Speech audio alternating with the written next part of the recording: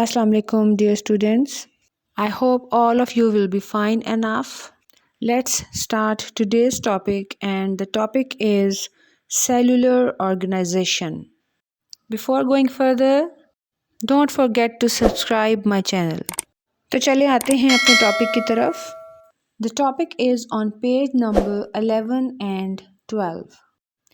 The organization of organisms on the basis of cells are: number 1 is unicellular organization, then number 2 colonial organization, and number 3 is multicellular organization.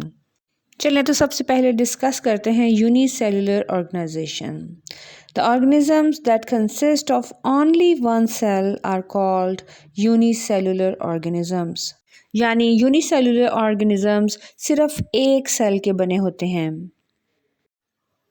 All life activities are carried out by single cell.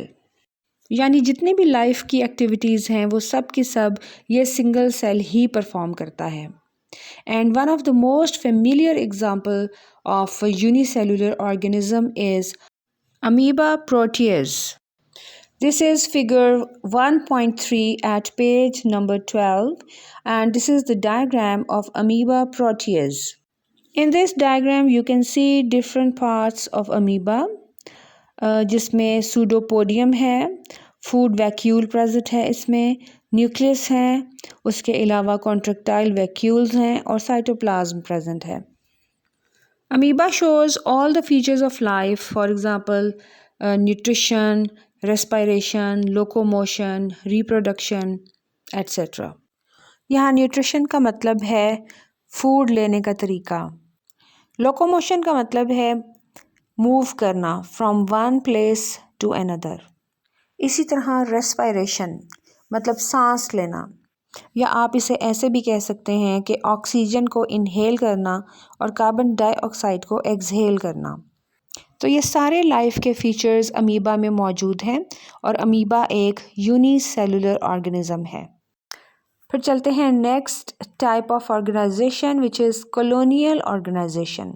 The organization in which many cells live together as independent organisms is called as colonial organization. Basically in colonial organization होता क्या है कि single cells they live together and they look like colonies. Colonies का मतलब है जिसमें बहुत सारे cells मिल के इकट्ठे एक जगह रहते हैं और देखने में यूँ लगता है जैसे ये कोई multicellular organism है, लेकिन actually these are not multicellular organisms, these are colonial organisms. They are made up of many unicellular organisms. One of the example of colonial organization is Volvox.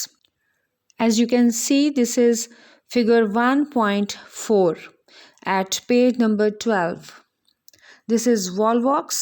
It consists of many daughter colonies. So Volvox is a colony of cells. And in this colony, there is loose association of cells.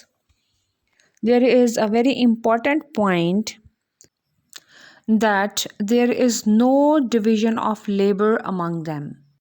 So tissues and organs are not formed. So यहाँ पर इस बात को समझते हैं. Division of labour. Division of labour का मतलब है काम को डिवाइड करना.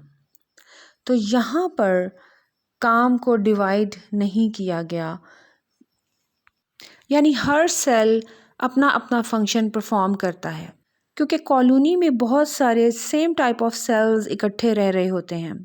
हर सेल अपना अपना फंक्शन खुद परफॉर्म कर रहा होता है. कोई भी सेल दूसरे सेल के ऊपर डिपेंड नहीं करता. हर सेल अपना काम खुद करता है. So there is no division of labour. काम को आपस में डिवाइड नहीं किया गया. जैसे अगर हम टिश्यूज़ और ऑर्गन्स की बात करते हैं तो tissues are same type of cells performing same function, और बहुत सारे टिश्यूज़ इकट्ठे जब मिल जाते हैं तो वो ऑर्गन बना देते हैं, और हर ऑर्गन अपना एक स्पेसिफिक फंक्शन परफॉर्म करता है. फॉर एग्ज़ाम्पल आइज़ का काम है देखना. इसी तरह ईयर का काम है सुनना.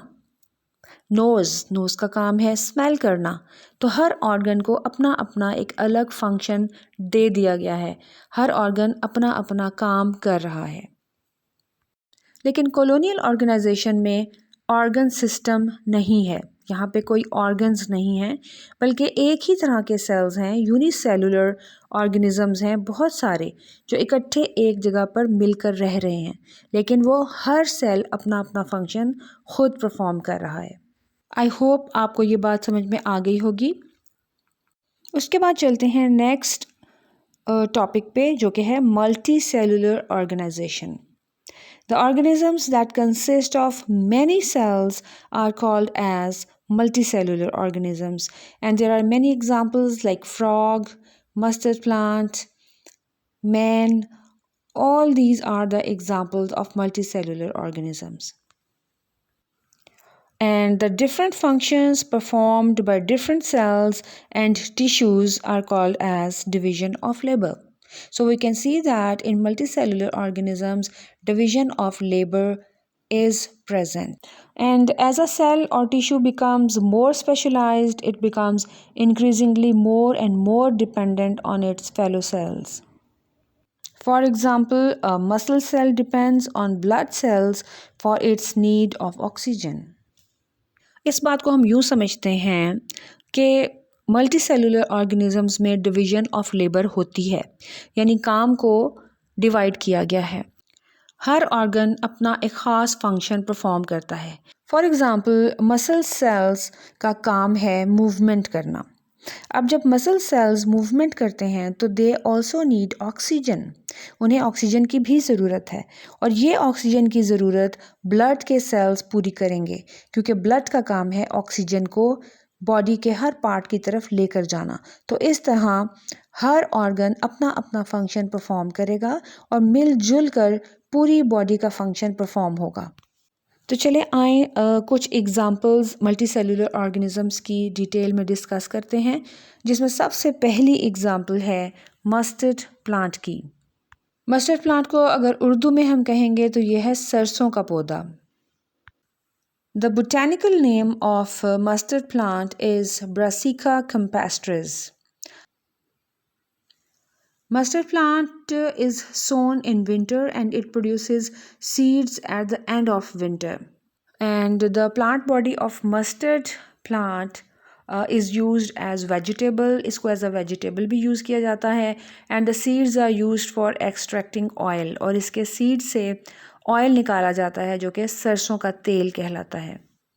अगर हम इसके body organs की बात करें तो it consists of vegetative organs and reproductive organs.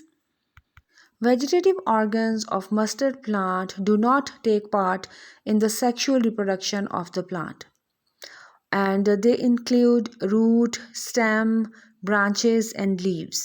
ये इसके vegetative organs हैं और ये reproduction में involve नहीं होते. Reproductive organs, they take part in the sexual reproduction and they produce fruits and seeds. And the reproductive organs of mustard plant includes flowers, fruits, and seeds. The next multicellular organism is frog, and the scientific name of frog is Rana tigrina. Rana tigrina इसका biological या scientific name है। अगर हम इसके external features की बात करें तो फ्रॉग के एक्सटर्नल फीचर्स में इसकी बल्जिंग आइज़ होती हैं, वेब्ड फुट, उसके अलावा there is no tail and no neck, and the body of a frog consist of head, trunk and limbs.